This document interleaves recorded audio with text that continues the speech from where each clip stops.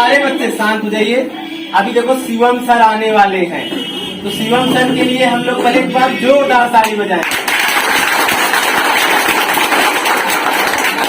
आप छोड़िए बस बच्चों, आप देखिए शिवम सर ने एक छोटा सा नाटक प्रस्तुत करेंगे कॉमेडी टाइप का, जिसमें वो बताएंगे कि भारत क्या है, यानी हम लोग अपने भारत को अच्छे से समझ पाए।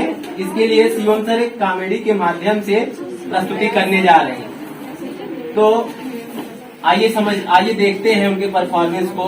तो शिवम सर कृपया आप आइए और अपनी प्रस्तुति करिए। धन्यवाद। आइए।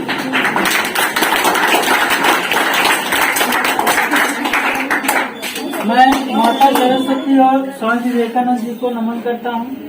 आप सबका भी धन्यवाद करता हूँ। अभी मेरे द्वारा किए गए नाटक को आप बर्दाश्त करेंगे जी, आप बर्दाश्त करेंगे, इसके लिए मैं बहुत आभारी रहूँगा। लेकिन हाँ, कोशिश ये होगी कि इस नाटक के जरिए आप थोड़ा सा हंसें, थोड़ा गुनगुनाएं और गणतंत्र दिवस का भी आभास करें। आखिरकार हम जिस भारत की बात करते हैं वो है क्या। तो ये जो नाटक होगा वो हमारे अवधि में होगा, मतलब हमारी अपनी भाषा में होगा, जो कि हमारी अपनी लोक भाषा है, क्षेत्रीय भाषा है। तो इसी में हम प्रस्तुति देने की कोशिश करेंगे, जो कि पहले से रचा बनाया नहीं है। तो कुछ त्रुटि हो जाए तो इसके लिए भी क्षमा करिएगा, हंस कर क्षमा करिएगा। हंसिएगा तो मुझे लगेगा मेरा त्रुटि होना भी सफल हो गया।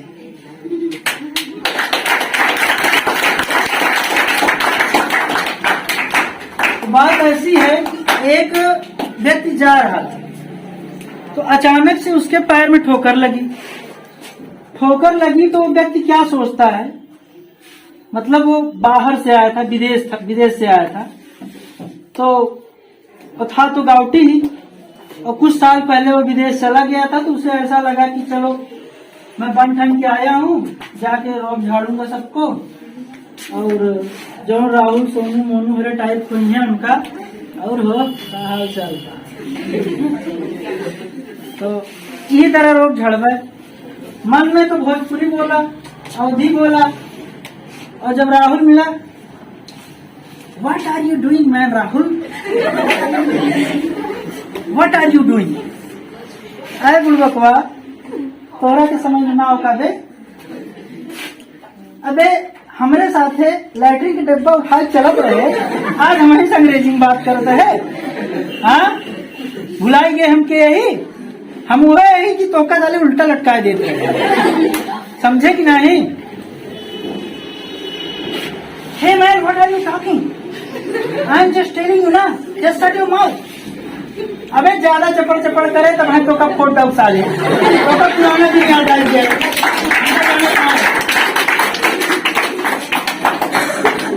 तो अचानक से उस गाँवटी व्यक्ति से हम कहेंगे कि मतलब हमारे अपना व्यक्ति, उसे एक सूझ समझ में आती है कि इसको याद दिलाएंगे कि है इसी जमीन का।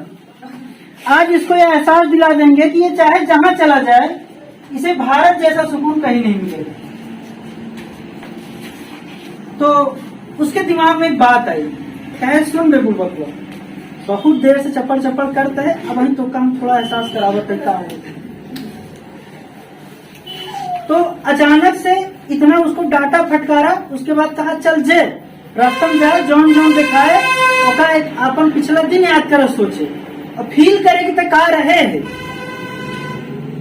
नारा बांधे नहीं आवत रहा, नहीं आज बेल्ट पहन हमका सूट बूट के कहानी बतावा था। तो उसे भाई बुरा लगा, थोड़ा थोड़ा उसे इस बात का एहसास हुआ कहीं यार वाकई में मैं गलत तो नहीं कर रहा हूँ। उसकी आत्मा थोड़ी सी जागृत हुई, एक देहाती में उसकी आत्मा जागृत हुई।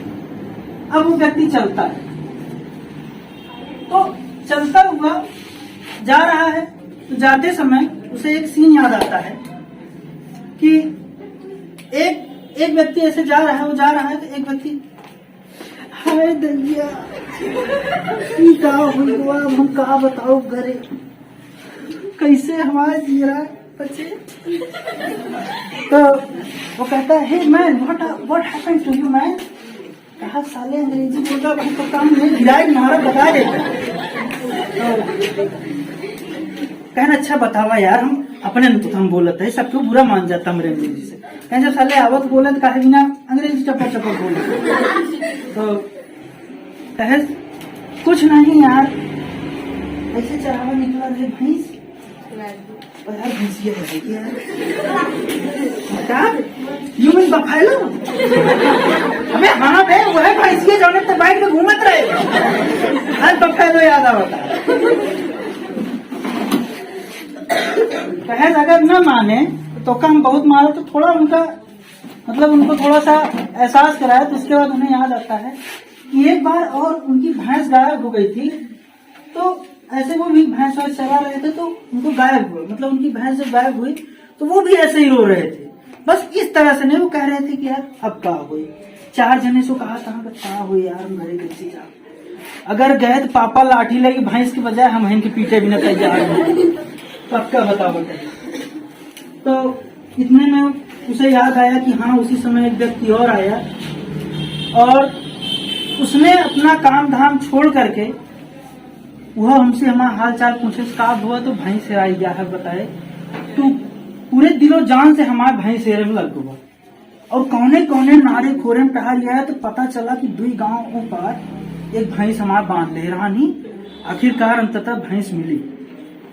उसे इस बात का रियलाइज हुआ कि यहाँ पर लोग छोटी छोटी बातों पर, जो कि मैं भूल गया था, हमारे भारत में लोग छोटी छोटी बातों पर बड़े बड़े संघर्ष और बड़े बड़े तरीके साथ देने के लिए तैयार रहते हैं। उसे इस बात का एहसास हुआ कि भैंस हेराई जाए चाहे केहू लड़कियां हेराई जाए, ढूंढाई तो ही अस्तर पे हुए ऊपर छोड़ेंगे